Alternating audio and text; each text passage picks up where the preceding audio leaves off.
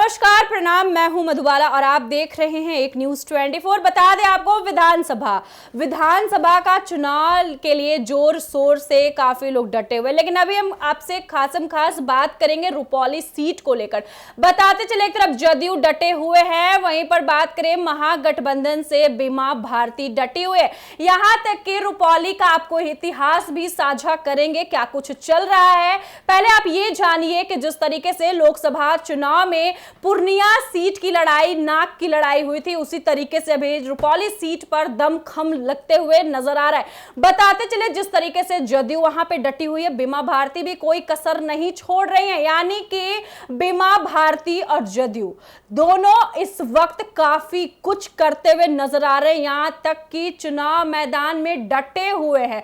अब ये देखना दिलचस्प होगा कि आखिर क्या कुछ फैसले नजर आते हैं। लेकिन उससे पहले आपको मैं कुछ साझा करने जा रही हूं, तो वीडियो पर बने रहिएगा, वीडियो को अंत तक जरूर देखिएगा।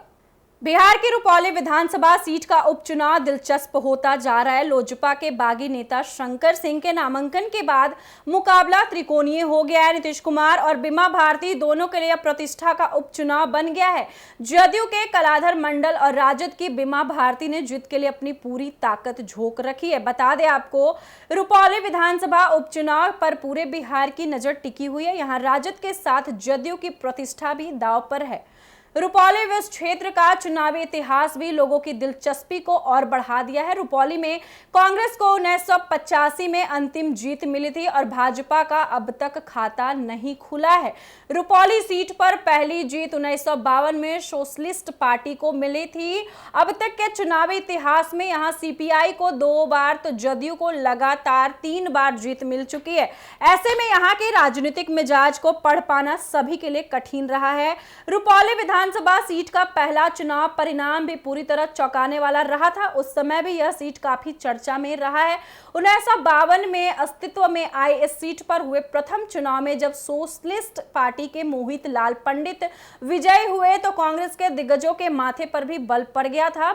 बाद के 2 चुनाव में कांग्रेस जरूर विजयी रही। 1977 में फिर यहां का परिणाम लोगों का ध्यान खींचने वाला रहा और यहां से सीपीआई के छवि नाथ शर्मा विजयी रहे। 1977 में यहां जनता पार्टी को जीत मिली है। 2 बार यहां निर्दलीय प्रत्याशी को भी जीत मिली है। 1990 में सरयुग मंडल निर्दलीय प्रत्याशी के रूप में चुनाव जीते और बाद में सीपीआई में शामिल हो गए। रुपौली उपचुनाव में जदयू के कलाधर मंडल, राजद की बीमा भारती और लोजपा के बागी और निर्दलीय प्रत्याशी शंकर सिंह के बीच त्रिकोणात्मक संघर्ष की स्थिति बन रही है। बीमा भारती 2010 से जदयू के टिकट पर चुनाव जीतती रही थी। लोकसभा चुनाव के एन मौके पर बीमा भारती जदयू का दामन छोड़ राजद में शामिल हुई और लोकसभा में राजद की प्रत्याशी बनी। उक्त चुनाव में उन्हें कड़ी शिकस्त मिली और अब विधानसभा उपचुनाव में भाग्य आजमा रही है। इधर जदयू ने कलाधर मंडल को मैदान में उतार हर हाल में जीत के लिए अपनी जतन शुरू कर दी है। लोजपा के बागी शंकर सिंह निर्दलीय प्रत्याशी के रूप में मैदान मारने के लिए एड़ी चोटी एक किए हुए हैं।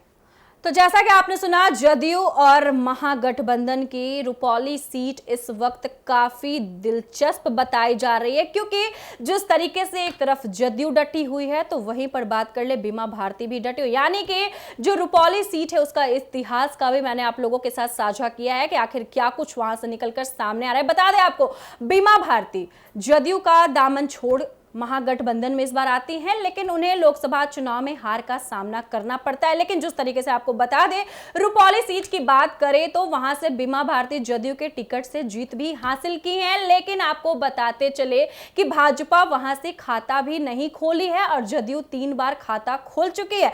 अब ये देखना दिलचस्प होगा कि इस बार रुपौली विधानसभा में क्या कुछ होने वाला है, क्योंकि जिस तरीके से जदयू, जिस तरीके से राजद डटी हुई है, काफी दिलचस्प कहानी बताई जा रही है। बाकी देखना दिलचस्प होगा कि क्या कुछ फैसले नजर आते हैं। बाकी आप लोगों का क्या कहना है कमेंट में जरूर लिखिएगा।